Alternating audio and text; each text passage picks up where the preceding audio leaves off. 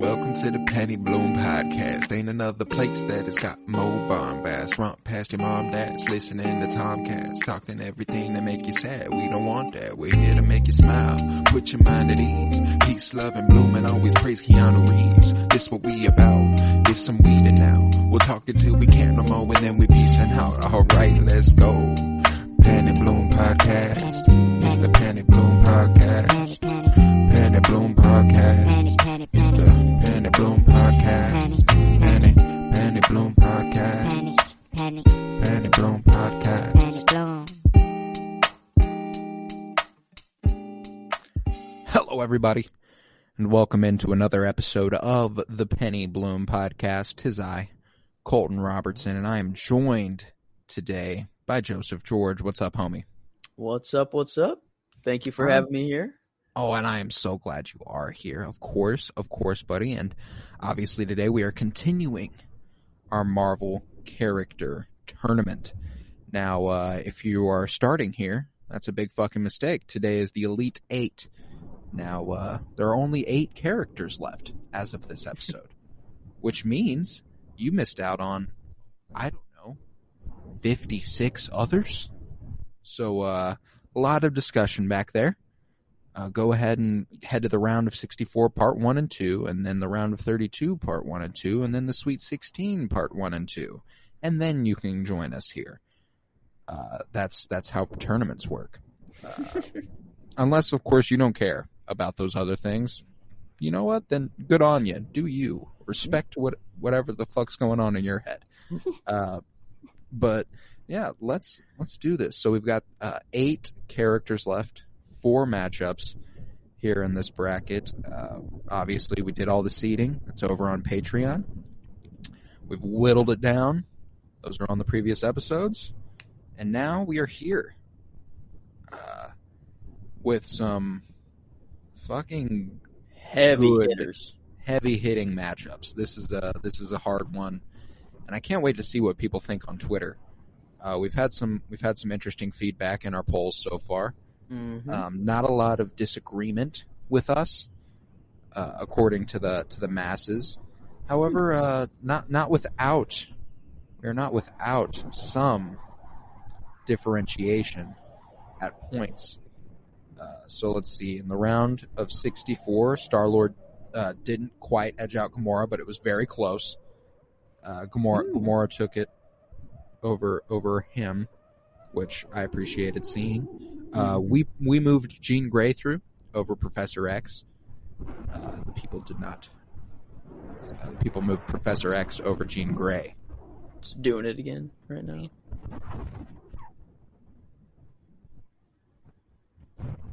Still doing it a little bit.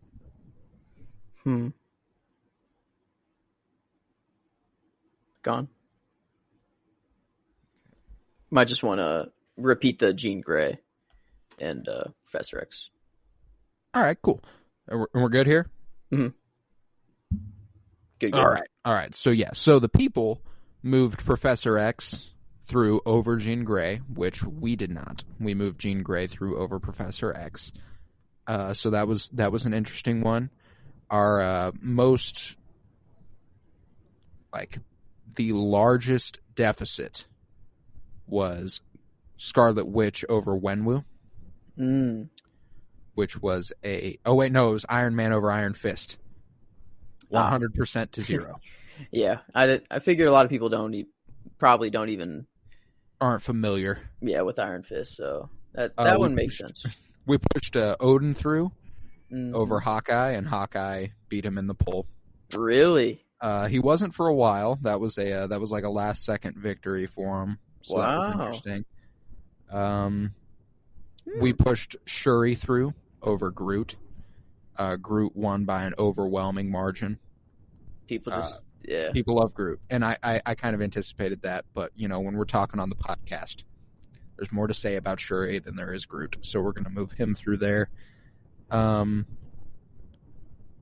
think we had Cyclops beat Drax, if I remember correctly, because Cyclops went on to face Steve Rogers in the round of 32.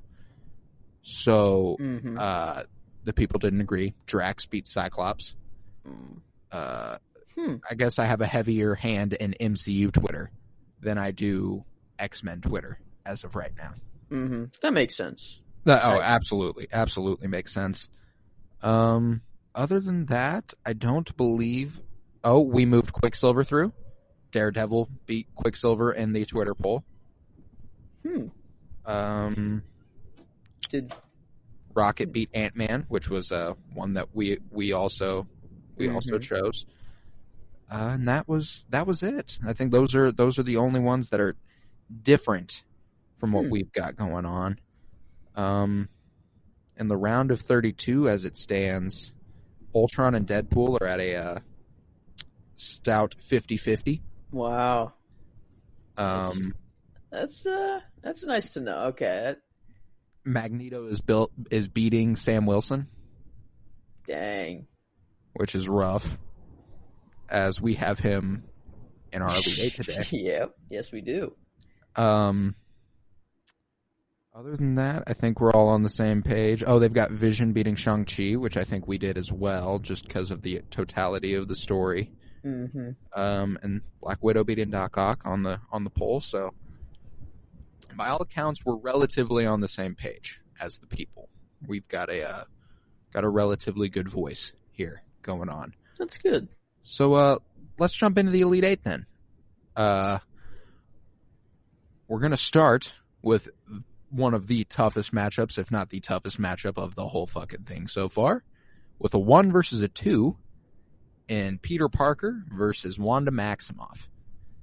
And, eek, man. Eek. Because I love me some Wanda Maximoff. I love her to death. And I also love Peter Parker. If we're going off strictly on screen, like, it pains me to say, but like on screen, Wanda's a better character. Just portrayed better. She's had a more fulfilled story so far. I mean, like we look to Toby's Spider-Man, it doesn't really get wrapped up by any means. I watched Spider-Man 2 last night again, and like him and MJ are hardly on the same page up until the very end, and then you start Spider-Man 3 and they're never on the same page. So it's like, geez, what the fuck's going on there? Amazing Spider-Man, obviously we finished Amazing Spider-Man 2, and you see the saddest shit in cinema history happen, but you don't complete the story necessarily. I mean, we're not there with Wanda yet, but I have a feeling we'll get there. Mm-hmm. Wanda has seen, her rise in Age of Ultron, and then her love with Vision throughout the movies and into WandaVision, and then WandaVision just elevating her to another level. I will say, I don't think critically we've gotten a piece of Spider-Man content that is as good as WandaVision was. However, every single piece of Spider-Man content ever was way bigger than WandaVision is. So you can't remove the factor of iconicism, and you also can't forget that this is Spider-Man. This is Spider-Man. It's Spider-Man. And I love the Scarlet Witch, and she's also an extremely storied character. A lot of history to her. It goes back to the Uncanny X-Men, number 4, 1963. That's an old fucking character, dude. Coming up on 60 years, straight up. Which is just crazy. But, Spider-Man made his first appearance in that Amazing Fantasy in 1961, which is just a couple years earlier, and frankly, Spider-Man has been the face of Marvel. That's the difference, is that like they're close in release time, but Spidey has been big for far longer. For Spidey's always been big. Like, right. There's never been a time in history that Spidey was really a small character. Spidey's never been like a side character ever. Oh no, never once. And And, like we're getting introduced to Wanda now. Like fully formed Scarlet Witch Wanda. Yeah. So she's entering her prime, which is interesting. We don't have the history of at least live action Scarlet Witch that we do like with Spider-Man. It's true. And obviously Spider-Man has been the focal point of 3, 5, 7 movies, with an 8th coming out in a couple weeks. Not including Into the Spider-Verse, which isn't about Peter Parker, about Miles Morales. Mm-hmm. And Wanda's been the main character in WandaVision. Now, if this is strictly MCU talk, it's easy. It's easy that this is Scarlet Witch. Mm-hmm. But this isn't strictly MCU talk. And for that reason, it pains me to say, but we'll have to say goodbye to her. That's, it's just the right thing to do. Yeah. Hey, come back in 10 years when Wanda's story's fully finished, like she could very well be becoming the face of Marvel. Like, oh yeah, it's right now for me, like the 3 people who Marvel is set around are Sam Wilson, Wanda Maximoff, and Carol Danvers, actually. Those 3, and Shang-Chi. Shang-Chi's definitely the next face I'd throw up there with them. Mm-hmm. But they're the focal points, and I think, obviously Doctor Strange is a big part, but he's a weird one to get into because I don't really put him in the same category as these other characters. I don't know why either. Okay, I just kind of want to know, like, is he the Sorcerer Supreme or not? Like, do we know? Like, do we even know what happens whenever someone becomes the Sorcerer Supreme? Is there like an initiation that they go through, like, or is it just like the previous Sorcerer Supreme is just like, now you're the Sorcerer Supreme? Yeah, like now that the Ancient One is done and gone? Yeah, dead. But like, can she really die? I think so. Just the way that her story ends in Doctor Strange, it seems like they're really, really like, this is it. Okay. Like, she's not, you don't think she'll be popping back in? Like, I don't know. Yeah, I don't know. I just, like, just seeing, like, everyone calls him the Sorcerer Supreme. Like, that's how people refer to him now. I just don't, like, I don't know. I just don't feel like we've gotten that part of the story yet, because everything that Doctor Strange has done has been like just in reaction to Endgame, basically. Yeah, and it's been interesting because his story is like the whole Sorcerer Supreme angle. I don't think it's one where like he'll officially like have a moment where it's like, oh, that's the Sorcerer Supreme. No, I think that in No Way Home, he's supposed to be the Sorcerer Supreme. Like, I think that's how it's supposed to feel anyway. It's like, I think back to Endgame whenever, the Ancient One tells Hulk, like, Strange, he's not supposed to be the Sorcerer Supreme for 5 years. That's right. That's so crazy how that's like a fixed point in time. Like they have that's fixed, gonna happen one way or another. Like that, we're gonna figure out a way to make that be a thing. And I guess we're kind of getting off Spidey and Scarlet. No Way Home, Multiverse of Madness, both approaching, both involving Spider-Man and Scarlet Witch. It's relevant. Like I feel like a post-credit scene has like at least like a 50% chance of involving Wanda. Like, because the next movie we're getting is Multiverse of Madness, and like I'd say there's a 75, 80, 90% chance that one of these post-credit scenes involves Wanda in some capacity. Maybe this is where White Vision went. And this is where we get that part of the story. I don't know, like... Well, there's also this the show that's been announced with the Falcon and the Winter Soldier and WandaVision and Loki and all these Armor Wars, which I thought was supposed to be like the Iron Man, War Machine, Ironheart sort of side of it. But there's also an Ironheart series. So like now I'm thinking more that Armor Wars might be more White Vision territory. But I don't know. I can't really say for sure.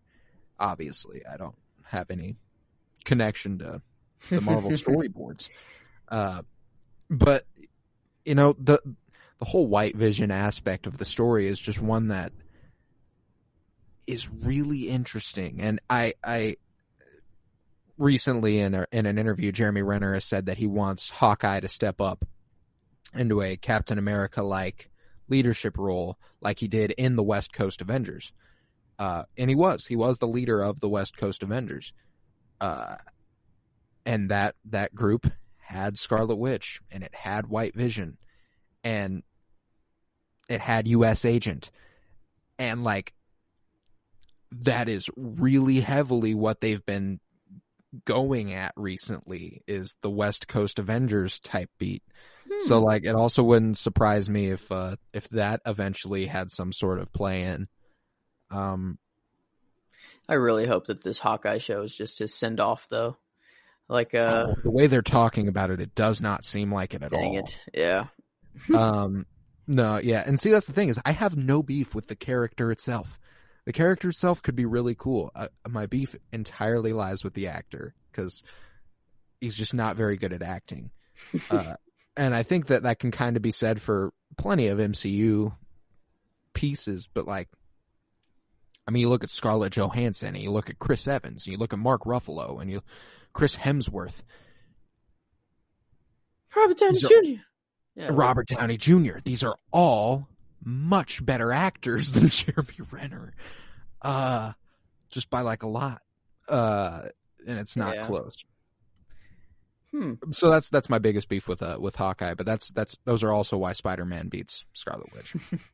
Yeah, it's a sad day to see Scarlet go, but I think if she was in any other quadrant of this bracket, she's Final Four. Yeah, so it's just unfortunate she had to face off against the Spidey, the Peter Parker, but the Peter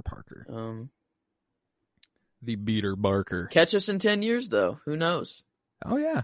I think she's already one of my favorites. It's just that like Spider-Man's like the favorite, so it's like, I do have a Spidey mug sitting right in front of you. Yeah, costume is waiting on top of my fridge for No Way Home. So hell yeah, what a fucking day that'll be. I'm ready. Day. Well, let's go on to this next matchup, where we've got a 2 seed versus a 4 seed in T'Challa, Black Panther versus Sam Wilson. Now, this is a really, really, really, really, really hard one. This one is harder than the last one because the last one I went into it knowing who I'd choose, probably. I have no idea where I'll end up by the end of this conversation on this one. You have T'Challa, one guy, Sam Wilson, as new Cap, going to be a character for the foreseeable future, thankfully. An amazing show. Then you have T'Challa. It was just like massive, culturally impactful, amazing character. And the only thing that like I can like, because Anthony Mackie's portrayal of Sam Wilson is fucking fantastic, and Chadwick Boseman's portrayal of T'Challa was fucking fantastic. Like, I don't have any beef with either of these performances. I have to break it down to like character personality. Like, that ultimately has to be what I come down to here, because also Black Panther's powers and stuff, his suit, absolutely fucking awesome. Hey, but also watching Sam Wilson fly around in that badass Cap suit is amazing. So like, I'm on the same level here. So it really does come down to personality. And I'm again at a place where I'm like, I still don't know. I just 'Cause think the personality of T'Challa really was elevated after What If, when we saw like the galaxy wide effect that he impact. wanted to, what he wanted to do. Like What If really, like, his character before What If is still like, What If doesn't like edge him out over Sam Wilson here. Like that's not what I'm trying to get at. But what I'm trying to say is like it gave a look into T'Challa that was that we were wanting to see. Like On a grander scale. yeah, like if Wakanda was opened up, like what would T'Challa really do? And we kind of got to see a little bit of that. And I mean, it was mostly just in talk. It wasn't like showing him doing all these things. But it was just like in talk, and we got to hear of what he did for the whole galaxy and universe. And oh yeah, it's almost cooler that it was a bunch of legend surrounding the guy. Like it wasn't just that he'd done all these fantastic things. It was that like there are stories about him. Like it's not like the way we tell stories about like medieval like fucking Arthur and shit like that. T'Challa's getting stories told about him around the he's fucking kind of galaxy. like the Luke Skywalker of Marvel. Right. Like yeah. T'Challa Star-Lord. I think like Sam Wilson, like this is hard. Like who would look up to who more? Would Sam Wilson look up to T'Challa more, or would T'Challa look up to Sam Wilson more? That's hard to say. I think that's the thing, is that I don't think it would be a looking up to sort of thing. Like it's like a mutual respect at that point. Like because they've both achieved things that are just like, holy shit, dude, that's amazing. How have you done that? Oh man, both of their stories are so good too. Like they both have epic comeback stories, like, and then oh man, this is hard. This is definitely the hardest matchup so far. And I don't know that we'll have a harder one going forward. Okay, let's think of just what we have them in. Sam Wilson. So let's start with Sam Wilson. We go Winter Soldier, Civil War. Makes an appearance in Ant-Man. Infinity War, Endgame.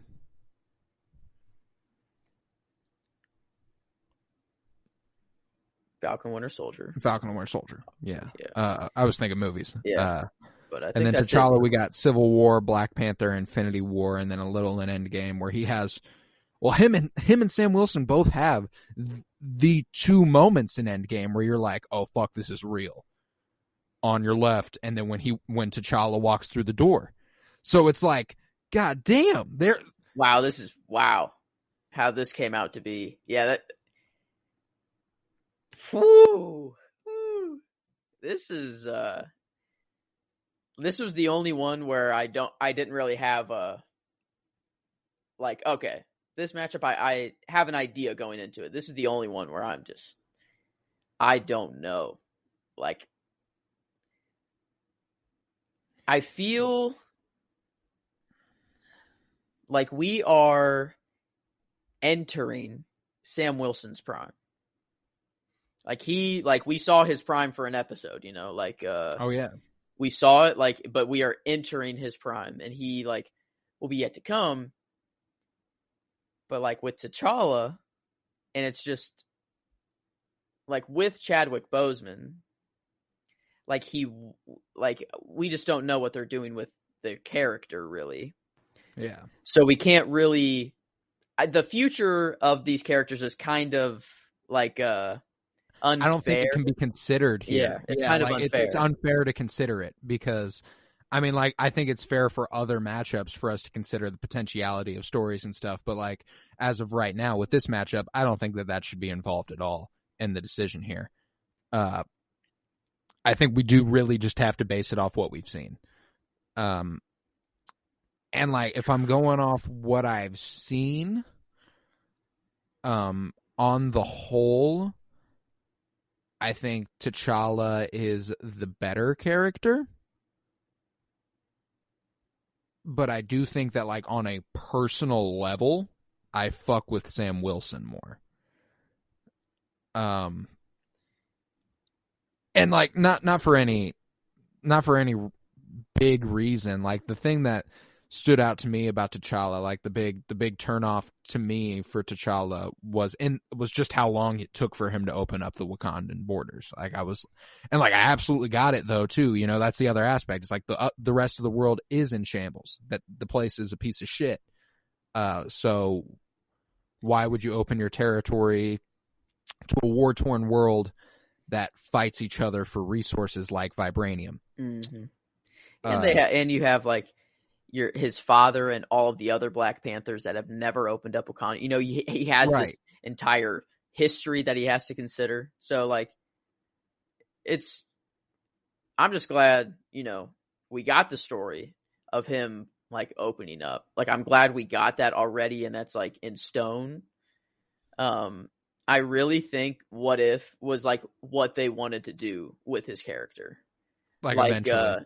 They wanted him to get to a point to where his name was known across the galaxy or the universe. Like, I don't know. That's Sam Wilson, Falcon and Winter Soldier. I'm more emotionally attached to Sam Wilson. Oh yeah. Just the show, like it. And that's what the shows do, is it gets me more emotionally attached to the characters. It happened with Bucky, happened with Sam, happened with Wanda, happened with Vision. It even happened with Loki. I didn't give a fucking shit about Loki's emotional development until Loki. Those things are greatly enhanced because of TV. But Chadwick Boseman or T'Challa's like that. Just that movie in itself, the one singular movie, has more story and like Black Panther has like one of the most complete stories. It's an epic shoved into 2 hours. It's like Shang-Chi. It's like just a different solo movie. It's like a whole different caliber of like a solo movie. Right.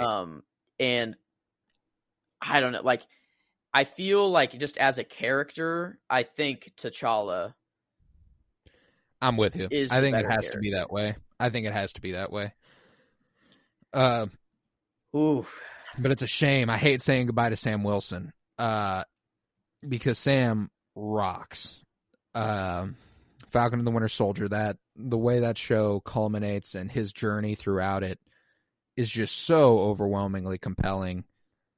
And plays out right alongside one of our characters in our next matchup. Mm-hmm. So in our next matchup here, after T'Challa beats Sam Wilson, is a 5 seed in Bucky Barnes versus a 2 seed in Carol Danvers, Captain Marvel. Woo! Woo! Woo! The Bucky talk is that, you know, he's the real push for a lot of this story. A lot of MCU story. And like that's what we've been talking about with Bucky. So like, that's what I'm thinking about with him. Oh, always. But like now Dude, the potential of this character, that can be on the table. The potential of Captain Marvel is massive. And they have so much material they can work with. They have the Kree the Skrull, you know, that they're going to tie in, and the rest of the galaxy that she's been saving. Right. So literally they can basically do a literally Star-Lord T'Challa, like but as, you know, I mean, that's just who Captain Marvel is. So I don't even know why I'm like putting the analogy to that. It's just what she does.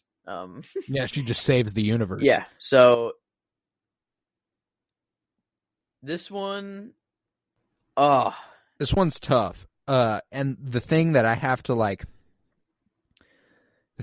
go to when thinking about this one is that, like, the easy choice and right off the top of my head, I go Captain Marvel, I go Carol Danvers. And then I think we've gotten her for a whole movie. Obviously, we got her in Captain Marvel. She's a last-minute save in Infinity War. Right? Mm-hmm. She's not even in Infinity War. She's a post-credit scene. scene. She's a post-credit scene in Infinity War. Yeah, that's She's not even in the post credits. She's not even just in the Infinity pager. War. Just the pagers in Infinity War. And then she gets like 15 minutes of screen time in Endgame. And then we get her in What If a little bit.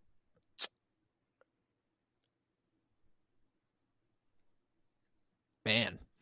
And then like I think about that. I think about the amount of these characters we've gotten, the actual amount of story we've seen play out. And Bucky's just, I mean, like we watch his death 10 years ago in the first Avenger.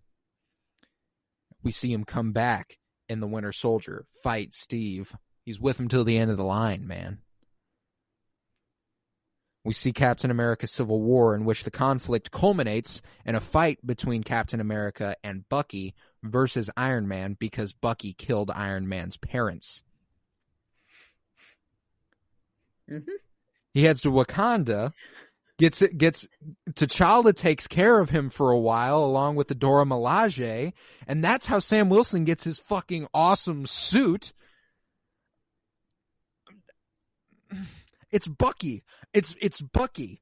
Bucky and Loki really do drive so much of the MCU, and it's insane. Like, to look back, like it's just another like thing to show how just fantastic these shows have been, and letting us like just get all of this information and look back into the history of these characters, and just it's just like. Before the show, I don't know if like I don't think I'd ever even think of putting Bucky above Captain Marvel. Oh no, never once. Like, but these shows have changed like, my perspective. Heading into the Falcon and the Winter Soldier, I was hardly even excited for the Winter Soldier part of that story. The part I'm excited about is Sam Wilson's part in that story. And I mean, like, obviously he doesn't have as big a role in that show as Sam Wilson does. However, you get plenty of emotional development there. You watch him not get activated by Io. Oh, that's one of the most chilling scenes there is. Oh, rewatching that finale, whenever the car is burning on fire and he tears open the back doors to it, lets the people out, and a guy stops in front of him and goes, thank you for saving us. And he just like stands there kind of like taken aback, like, oh shit, I am literally doing the opposite of what I was controlled to do.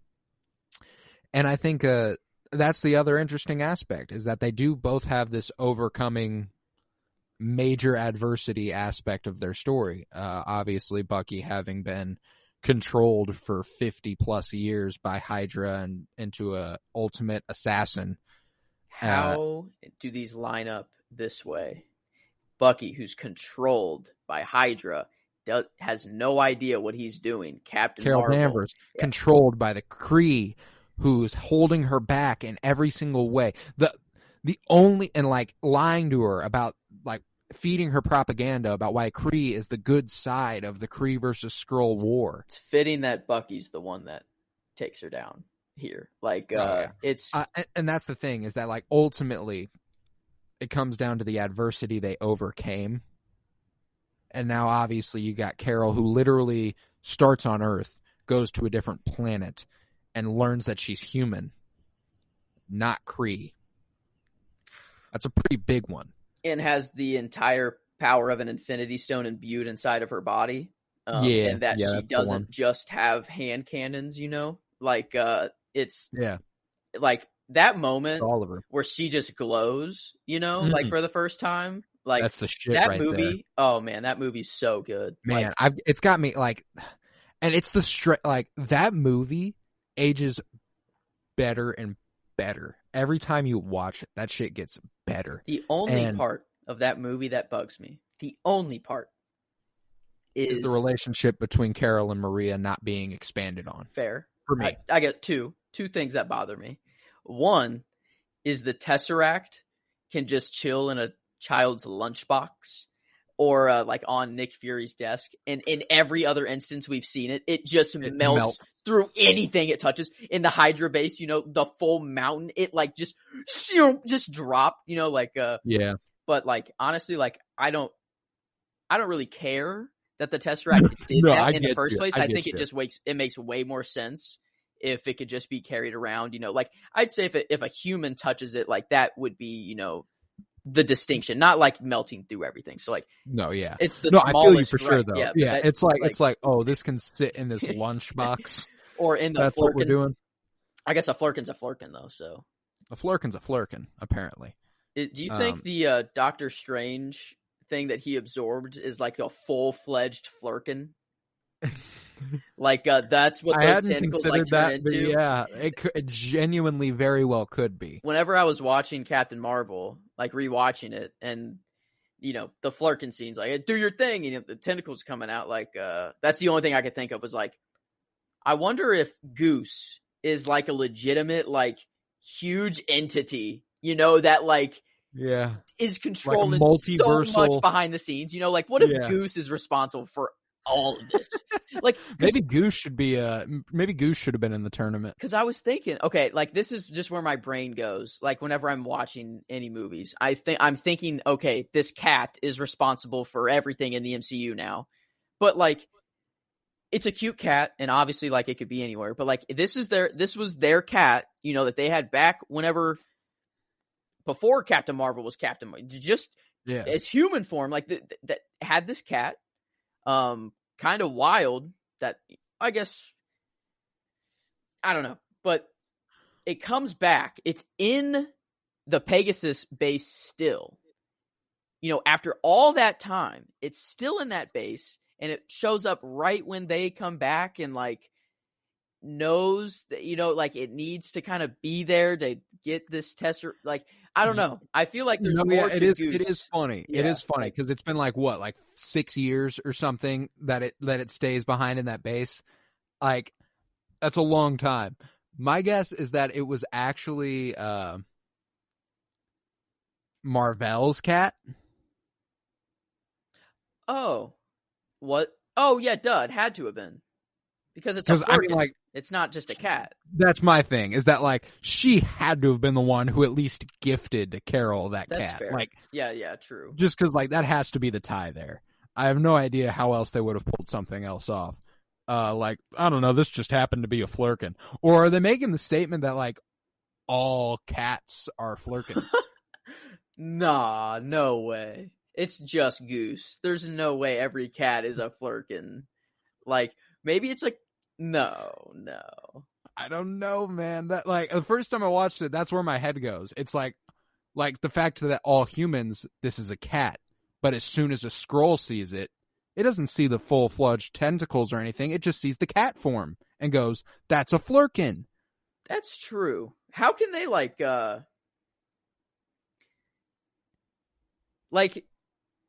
Captain Marvel, on, like, a subway or, like, a train, there's a Skrull disguised as an old lady. Yeah. And she, she's walking through the bus, and she looks at the old lady and notices something off about her, like, immediately. She'd seen that old lady pass her earlier in the movie. That's right. Okay. So that's what made her do a double take, was like, okay, oh shit, I've seen you. That's right. But then a Skrull, they can tell, like, if it's a Skrull or not. Yeah, right? Like if a Skrull's imitating me, another third party Skrull can walk into the room and be like, "Oh no, you're not the actual him." Like right away, or no? Dude, I couldn't tell you there. I definitely can't wait for there. This secret invasion, like the Skrull invasion. Like so good. No, the Skrulls are such, and they're one of those aspects of Marvel that it's like they're one of the things you're not going to give a shit about unless you get more into it. I think they're going to go deep. Like they're going to be like,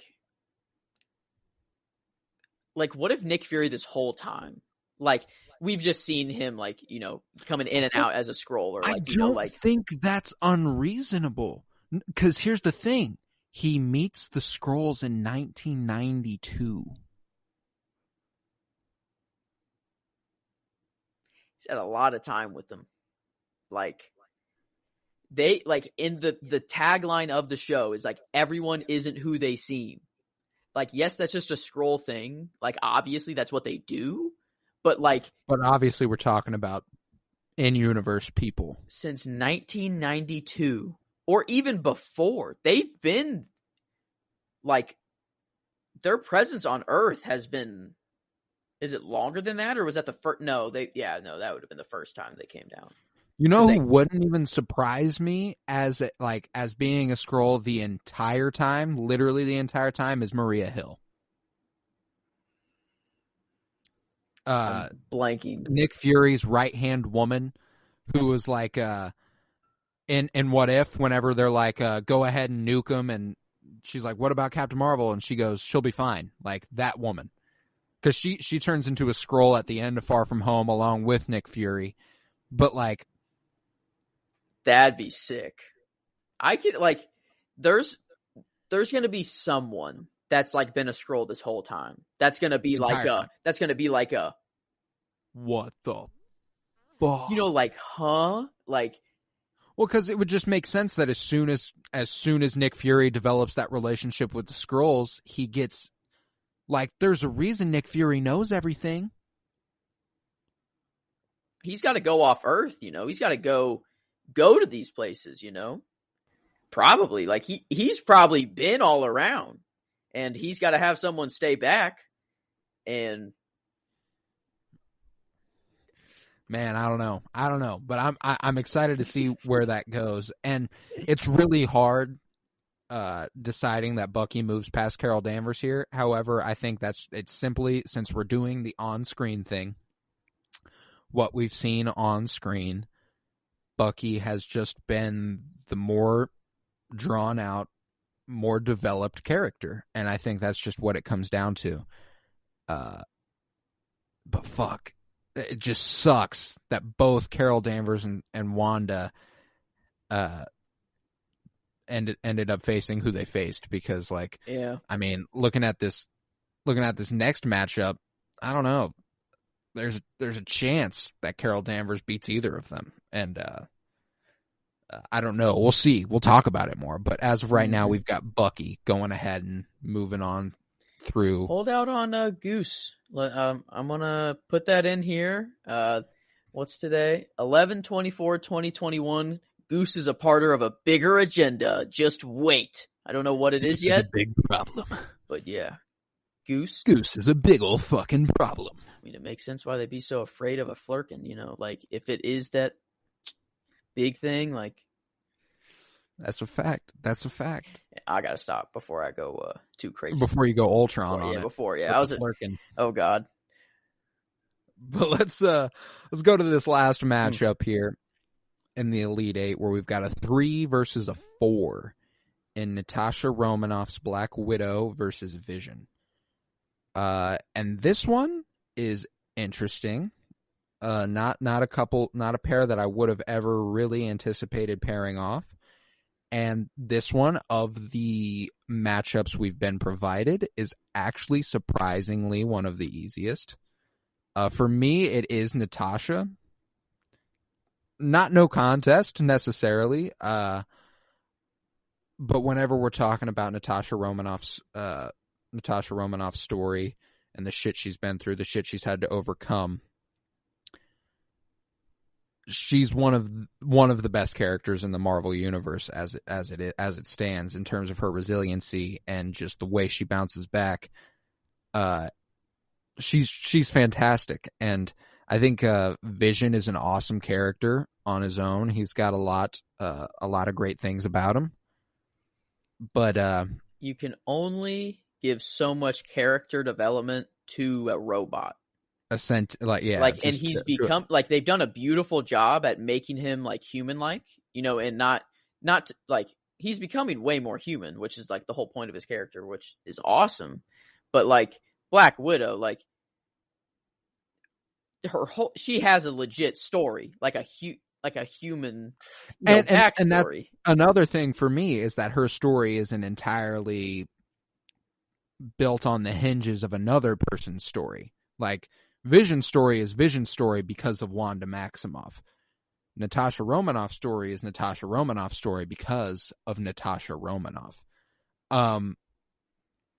Which is really interesting. And I know we've talked about her in the last few weeks, but like looking at that Black Widow movie where she went through some shit when she was a child, obviously in the Red Room, and having to overcome all of those traumatic events from her childhood, and then being abandoned by the only people who she could have considered parents because they were Russian spies, and as she was too. But you don't. This is why you don't make children spies. That's an incredibly traumatic thing for them. Yeah, that movie was just sad. Oh, it's just sad. Like, it is just sad. Devastating. She belongs with the Guardians crew. They all have devastating stories. Black Widow, she can link up with them. Hopefully, we get some more Black Widow coming back. What If gives me a little hope.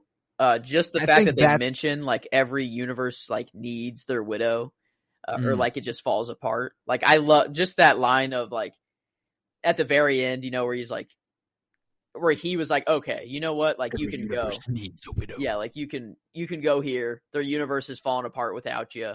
Here you go. Like there you go. I hope that's like a little nod to them being like, whether it's Scarlett Johansson or whoever it happens to be, like Widow's coming back. Like, we can't, like, this character can't just go away.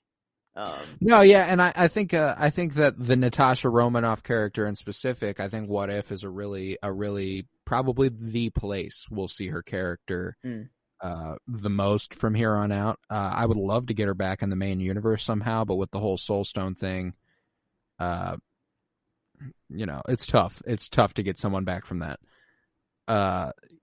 Unless we do the whole time travel thing like we did Gamora, but then you got the whole behind the scenes stuff. There's just so much. There's so many factors that play into the potential future of Black Widow. Now with Vision, I love Paul Bettany. He rocks, and what he's done with Vision's character is fantastic. But Natasha's died once.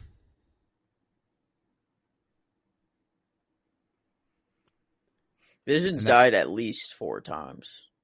Yeah, and it's like, and I'll say he's died like for real 3 times, for real. And those first 2 times, boy oh boy, is that fucking rough. You're more feeling for Wanda though. The thing is that like, and that's the thing with Vision, like. Vision's story is just so inherently tied to Wanda. Yeah. And you like him just being tied to Wanda like puts him up just so high just automatically because it's Wanda and like Wanda Vision. Like it's in the name, they're a pair. But Vision on his own, like all you really have is the like the supercomputer ship of Theseus talk, like you it is interesting seeing like a computer become more and more human-like and conscious, like building a conscious and stuff. But like it's just nothing compared to a legitimate like grounded story that you can relate to. Like we can't relate to a Vision. Like I can't be like, oh yes, in my supercomputer thoughts that I have every day. Yes, maybe the universe does deserve to live today. Like, yeah, we can't think like that. Love Vision. He's one of my favorite. Just like if I just picking like favorites off the top of my head, like he's up in there.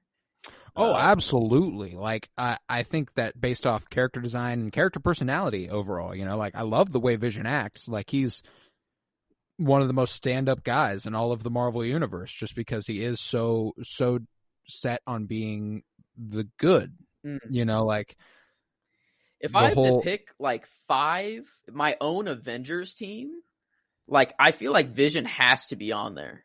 Vision's definitely on there for me, like 100%. Yeah, I don't know, I'm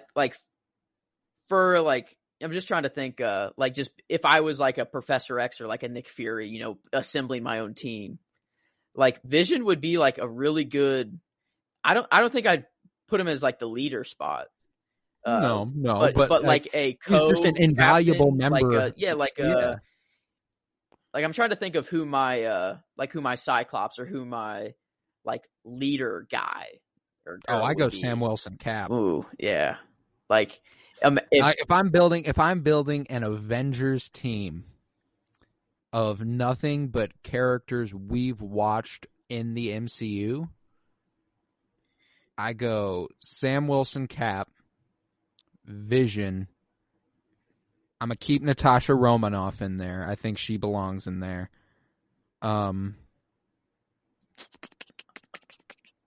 honestly, like Captain Marvel. our final four, like Bucky just really doesn't fit in this. Yeah. So that's like it's kind of like a whatever. But he went against Captain Marvel, and like that, like she like fits this team. Like Natasha, like fits this team. Like Spidey and T'Challa. Like maybe our Yeah. team is really just like our Elite Eight here. yeah, like this That'd be our Avengers. This Elite Eight would be like you have Bucky and Sam Wilson, that duo. Wanda and Vision. WandaVision. I guess you could have Black Widow and Captain Marvel, the two gals, and duo. Wanda. Like they'd be the power trio there. And then you got Spider-Man and Spidey and T'Challa, I guess. Like I'm trying to think of it. I don't know. But that'd be That'd be a fun movie. Mm-hmm. That'd be an fun interesting movie. Team. That's for sure. But I think Black Widow has to go ahead and push on past Vision there, and with that, we're into our final four. That's crazy. We're there. That's crazy. Well, yeah. So I think that's where we'll cap this episode off. This was the Penny Bloom podcast. It was the Elite Eight, and what that left us with, we had Spider-Man versus Scarlet Witch, and we moved Spider-Man past. So Spider-Man in the final four will be going off against T'Challa, who beat Sam Wilson. So we got Spidey versus T'Challa on one side of the bracket. And then we had Bucky Barnes face off with Captain Marvel, who will advance over her, leaving Bucky to face Black Widow. So our final four here, which I can honestly say I did not see coming. I saw one of these.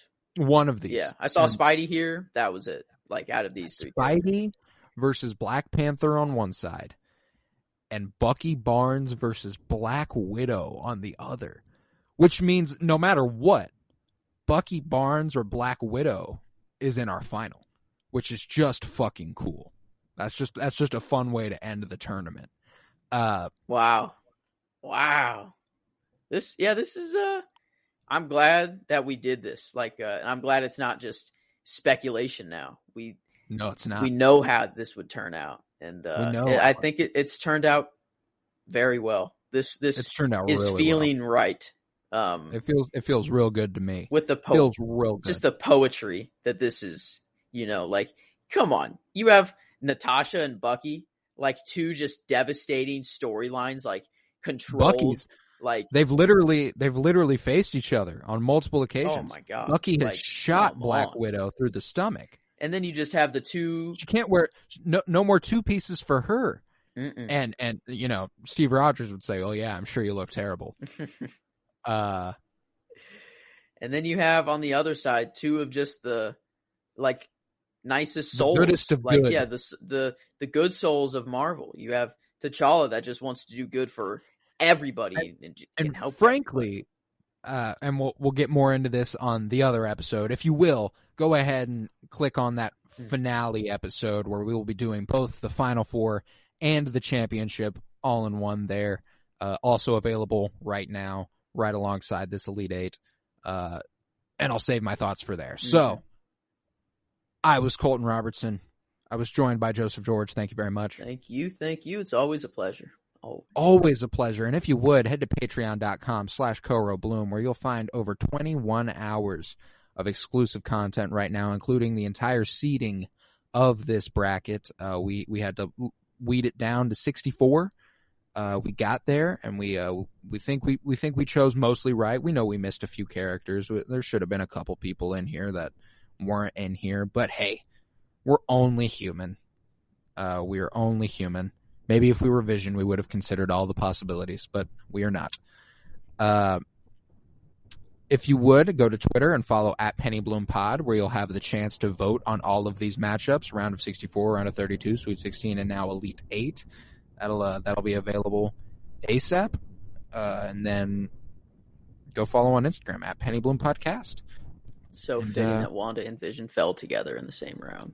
Just fell together. Wow. They can never get their happy ending. They can never get their happy ending, bro. Never.